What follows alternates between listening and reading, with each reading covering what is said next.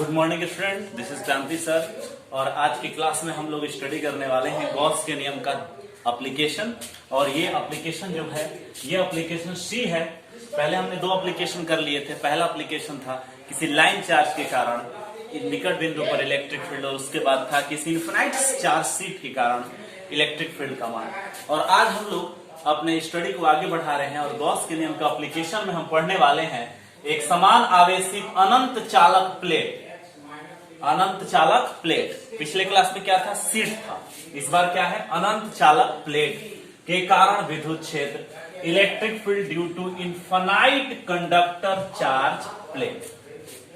अब इस कंसेप्ट, अगर आप इस टॉपिक को समझना चाहते हैं तो इसमें आपको ज्यादा विशेष कुछ करने की जरूरत नहीं है। अगर आप शीट और प्लेट के बीच का डिफरेंस समझ लेते हैं तो इसका मतलब हो गया कि आप इस पूरे कंसेप्ट को, इस पूरे थ्योरी को समझ जाइएगा। विद्यार्थी, इससे पिछले क्लास में हम लोगों ने दिखाया था शीट क्या होता है। शीट का मतलब होता है ये इसमें 2 डायमेंशन एक झिल्ली होती है, अत्यंत पतली। अगर इसके एक सरफेस पर आप चार्ज देते थे तो वही दूसरे सरफेस पर चार्ज के रूप में अपीयर हो जाता था। लेकिन अगर आप कोई कंडक्टर प्लेट ले रहे हैं तो कंडक्टर प्लेट की एक फिनाइट मोटाई होती है। यदि आप किसी कंडक्टर प्लेट पर चार्ज देते हैं तो अगर आप उस पर चार्ज का डिस्ट्रीब्यूशन करते हैं तो उसके लेफ्ट सरफेस पर जो चार्ज देते हैं वो राइट सरफेस पर अपीयर नहीं होता है, बल्कि वो लेफ्ट सरफेस पर रहता है। और दूसरी तरफ अगर उसके राइट सरफेस पर आपको चार्ज देना है तो आपको उतना ही चार्ज यहां पर भी देना होगा। इसका मतलब है कि शीट में चार्ज, अगर हम शीट के किसी छोटे एलिमेंट्स को हम ले रहे थे तो उस पर चार्ज का जो मान होता था वो होता था सिग्मा इंटू डी। लेकिन वही अगर हम प्लेट ले रहे हैं और उसको हम किसी गॉसियन सरफेस द्वारा इंक्लोज कर रहे हैं तो इस सरफेस पर भी चार्ज होगा और इस सरफेस पर भी चार्ज होगा। तो इसका मतलब इंक्लोज चार्ज का मान केवल एक सरफेस के लिए नहीं लिया जाएगा, दोनों सरफेस के लिए लिया जाएगा, अर्थात वो 2 सिग्मा इंटू एप्सिलॉन नॉट होगा। तो यहां पर यही कंसेप्ट है। मैंने चित्र में क्या दिखाया है? एक प्लेट दिखाया है। क्योंकि मैंने बताया आपको प्लेट की क्या होती है, एक फिनाइट मोटाई होती है। इसकी अपनी ये क्या है? मोटाई है। इसका लेफ्ट सरफेस उस साइड है जो आपको दिख नहीं रहा है और राइट सरफेस इस साइड है जो आपको दिख रहा है। तो आप इसको ऐसे समझिए, लेफ्ट सरफेस हो गया, राइट साइड राइट सरफेस हो गया। अब इस पर आपने एक समान रूप से चार्ज का डिस्ट्रीब्यूशन कर दिया है। चार्ज डेंसिटी आपने लिया है सिग्मा कूलम प्रति मीटर स्क्वायर। अब यहां पर आपने एक छोटा सा एरिया एलिमेंट चुना जिसको आप क्या लिखेंगे? DA, जिसको लिखेंगे एरिया एलिमेंट। और इस एरिया एलिमेंट आपने केवल यही नहीं चुना है बल्कि यहां पर भी आपने एरिया एलिमेंट चुना है। ये 2 एरिया एलिमेंट हो गए जिसको आप क्या बोल रहे हैं? DA बोल रहे हैं। इस एरिया एलिमेंट्स को इंक्लोज करने के लिए हमने क्या किया? एक सिलेंड्रिकल गॉसियन सरफेस खींचा, वैसा ही जैसा हम शीट के लिए खींच रहे थे। तो यहां पर जो गॉसियन सरफेस है ये बेलनाकार है, सिलेंड्रिकल है, लेकिन यह 2 चार्ज को इंक्लोज कर रहा है, 2 चार्ज एलिमेंट को इंक्लोज कर रहा है, एक लेफ्ट सरफेस के लिए और दूसरा राइट सरफेस के लिए। तो इंक्लोज चार्ज जो होगा वो इस बार सिग्मा इंटू डीए ना होकर उसका दुगना हो जाएगा। बाकी जो सारी थ्योरी है वो पहले जैसे ही रहेगी। गॉसियन सरफेस लिया है, गॉसियन सरफेस पर ये क्रॉस सेक्शन एरिया 1 और 2 है और कर्व एरिया जो है वो 3 है।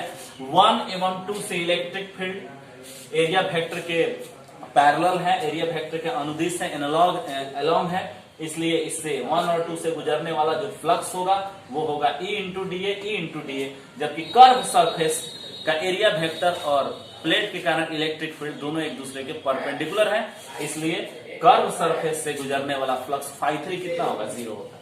यही हमने यहाँ दिखाया है कि ऊपर के चित्र में एक चालक प्लेट जिसके 2 सतह है एवं आवेश घनत्व कितना है? सिग्मा कूलम मीटर स्क्वायर है। प्लेट पर डीए अवयव को परिबद्ध करने के लिए बेलनाकार गॉसियन सरफेस क्या किया है? खींचा है। कोई दिक्कत यहाँ तक? एनी प्रॉब्लम नहीं होगा, कोई दिक्कत नहीं है यहाँ तक। ओके, उसके बाद हम थोड़ा सा अपने कैमरा को साइड कर देते हैं और यहां से व्यू ले रहे हैं। बहुत छोटी सी थ्योरी है। अब देखिए, बेलनाकार गॉसियन सतह से विद्युत फ्लक्स कितना गुजरेगा? इस बेलनाकार गॉसियन सरफेस से गुजरने वाला विद्युत फ्लक्स, तो सतह कितने हैं? 3 सतह है, 1, 2 और 3। 2 है क्रॉस सेक्शन एरिया और तीसरा है कर्व एरिया। φ1 plus φ2 plus φ3। आप जानते हैं φ1 E और DA पैरेलल है तो इसका फ्लक्स होगा E इंटू DA। सिमिलरली यहां पर भी 2 पर भी फ्लक्स होगा E इंटू DA। और थर्ड जो कर्व एरिया है उसमें गुजरने वाला फ्लक्स 0 होगा क्योंकि इलेक्ट्रिक फील्ड और एरिया वेक्टर परपेंडिकुलर है। तो टोटल फ्लक्स कितना हो गया? φ बराबर हो जाएगा 2E इंटू DA। बहुत बढ़िया। ये जस्ट वैसा ही काम हो रहा है जैसा हमने सीट के लिए किया था। इनक्लोज चार्ज कितना होगा, यहां पर थोड़ा सा डिफरेंस होगा। इनक्लोज चार्ज परिबद्ध आवेश जो होगा क्यू इनक्लोज। अब देखिए ये गॉसियन सरफेस पर गौर कीजिए, ये आपका गॉसियन सरफेस है ना। अगर आप इस गॉसियन सरफेस पर गौर कर रहे हैं तो इस गॉसियन सरफेस के अंदर कितने चार्ज, एक लेफ्ट सरफेस पर जो चार्ज एलिमेंट है और दूसरा राइट सरफेस पर चार्ज एलिमेंट है। लेफ्ट सरफेस पर है सिग्मा इंटू डी और राइट पर भी कितना है, सिग्मा इंटू डी। तो गॉसियन सरफेस के अंदर इनक्लोज चार्ज इस बार sigma into d plus sigma into d, मतलब लेफ्ट और राइट का योगफल हो जाएगा।